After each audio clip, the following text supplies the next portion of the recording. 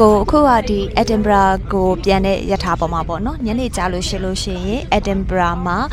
ဒီ Edinburgh Castle မှာ light show ဆိုပြီးရှိရဲအဲ့ဒါလေးကိုတွက်ကြည့်မလို့ပေါ့နော်သူကညနေပိုင်းလေးမှာပဲလောက်တာညနေ4နာရီကနေည9နာရီထိပဲရှိရဲနောက်ဆုံးကတော့9နာရီခွဲမှာနောက်ဆုံးဝင်ရတယ်ပေါ့နော်သူကအဓိကတော့ Edinburgh Castle ကြီးပေါ်မှာဒီလိုမျိုးပေါ့နော် projector light တွေနဲ့ light show ဆိုပြီးတော့ပြတာပေါ့နော်တယောက်ကိုတော့24ပေါင်တောင်ပေးရတော့လေဈေးကတော့နည်းနည်းလေးတော့များတယ်အဲ့ဒါတက်မတန်တော့မသိသေးဘူးတွက်ကြည့်မှာပဲသိမှာပေါ့နော်ဒါမဲ့သူကဒီ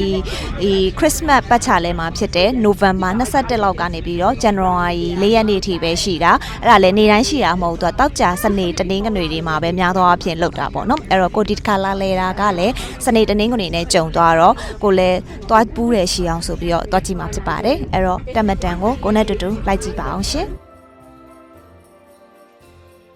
Edinburgh ရောက်တော့လေ4နာရီကျော်ပဲရှိသေးတယ်ကိုက light show ကို9နာရီကျော်မှ book လုပ်ထားတာဆိုတော့ Royal Mile ကိုတွားပြီးတော့ဟိုလျှောက်ကြည့်ဒီလျှောက်ကြည့်လုပ်ခဲ့ပါတယ်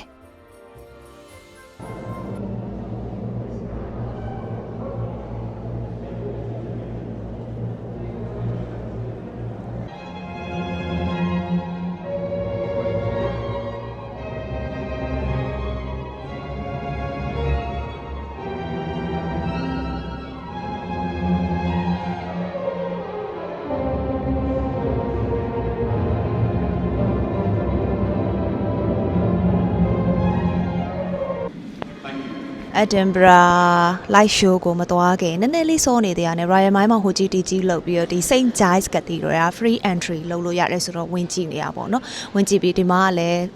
ဟိုတချင်းတွေကအလကားဖျော်ဖြေနေတာဆိုတော့အတော်ပဲဖြစ်သွားတယ်အဲ့ဒါကိုထိုင်ကြည့်နေတာ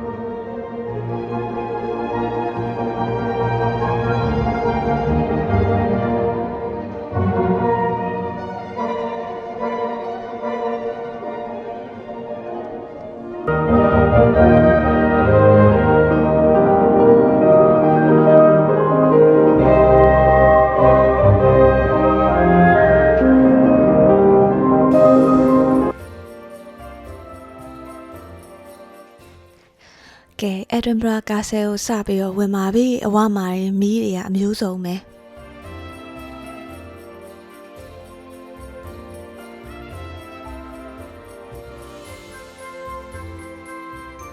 လာလေသူတွေကလည်းတော်တော်လေးကိုများတာလက်မှတ်မွယ်ပဲနဲ့လေအပြင်ကနေပဲဒီ Castle ကိုဗီဒီယိုတွေဓာတ်ပုံတွေရိုက်နေရင်တော့တော်တော်လေးကိုလှနေပြီပေါ့နော်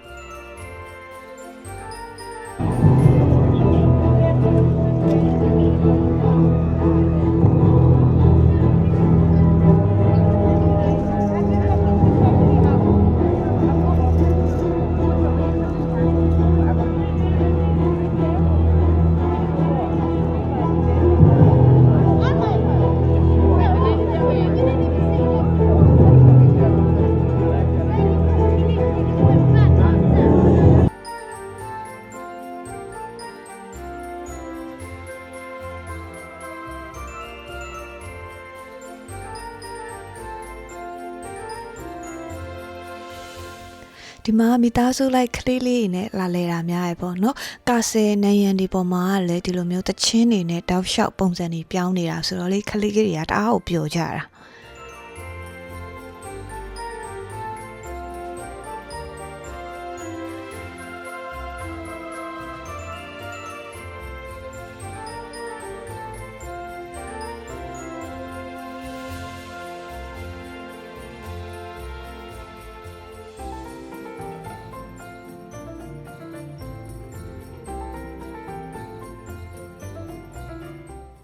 အဲ့လိုကာဆယ်ဂိတ်တကားတွေကိုဖြတ်ရင်သူကလေငကားငွေတန်းလိုမျိုးအငွေတွေကလည်းထုတ်သေးတယ်တခါဒါက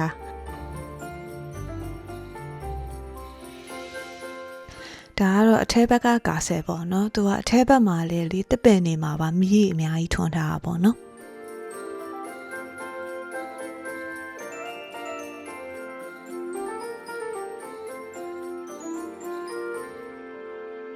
ဒါကတော့ Edinburgh Castle ပေါ်က view ပေါ့နော်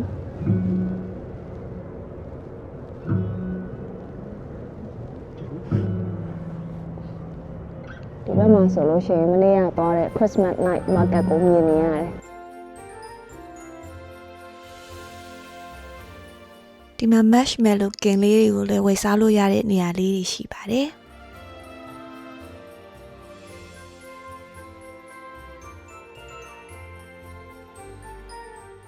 ဒီနေရာကလေညဘက်မီးထွန်းထားတာဖြစ်တဲ့အတွက်ကြောင့်လေတော်တော်လေးတော့မှောင်နေတပုံတွေပါတွေတော့တိတ်ရိုက်လို့မရအောင်ဗီဒီယိုလေးပါလေးရိုက်တယ်ဒါမှမဟုတ်လေဒီတိုင်းမီးထွန်းထားတာလာကြည့်ရဆိုရင်တော့ပြောစရာကောင်းတယ်ပေါ့နော်ဓာတ်ပုံတွေတော့တိတ်ရိုက်လို့မလှအောင်ပေါ့နော်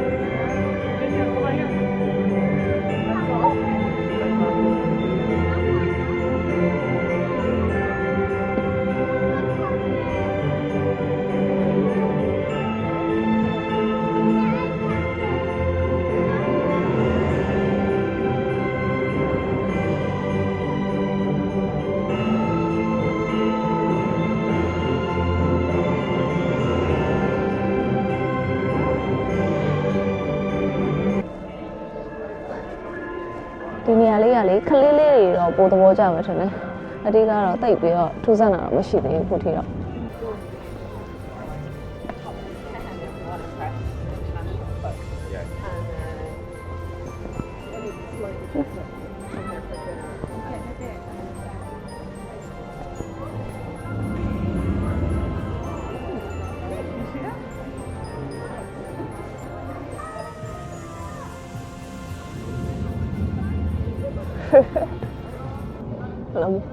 နှကားငွေရမ်းနေရလဲဖြန်းသေးတယ်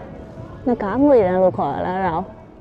ကလေးတွေကလေအဲ့ခေဝါမှာစောင့်ပြီးအငွေ့ထွက်လာတဲ့အချိန်ကိုစောင့်နေတာအငွေ့တွေထွက်လာပြီဆိုတို့ကတအားကိုပြောကြတာနောက်မှတော့နှကားလို့ပုံစံလုပ်ပြီးတော့မင်းမဟုတ်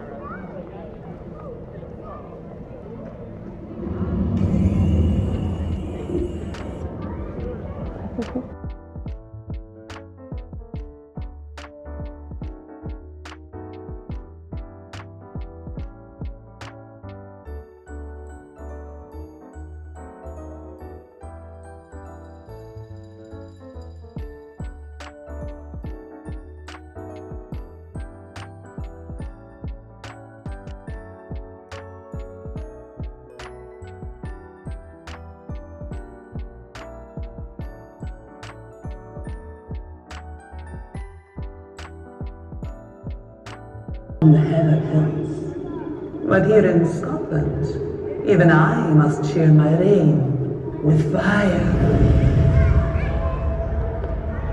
They say my chill shapes their very winters, yet their hearts burn bright in defiance. From up Helliah in Shetland, where proud Vikings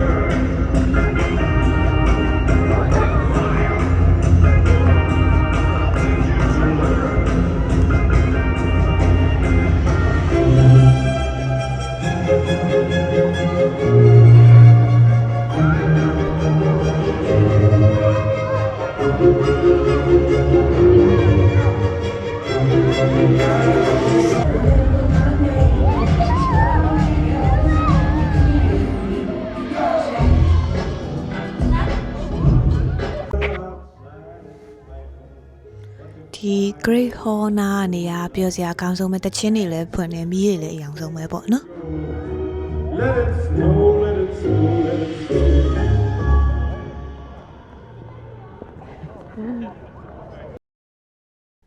ဒီ Great Hall နားမှာပဲပေါ့နော်အရှိမာတော့က Ice Queen အနေနဲ့တရုပ်ဆောင်ထားတဲ့အမျိုးသမီးကိုဝင်ကြည့်လို့ရတဲ့နေရာရှိရပေါ့နော်ခလေးတွေကတော့တအားကိုသဘောကျတာပေါ့နော်ကိုလည်းခဏတော့ဝင်ကြည့်ပြီးတော့ဗီဒီယိုလေးရိုက်ခဲ့သေးရဲ့သူ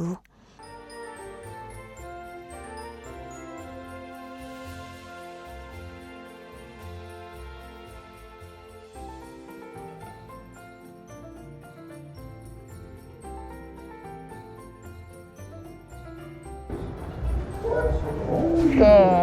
ဒီ Edinburgh Castle ရဲ့ light show တော့ပြီးတော့ပါပြီ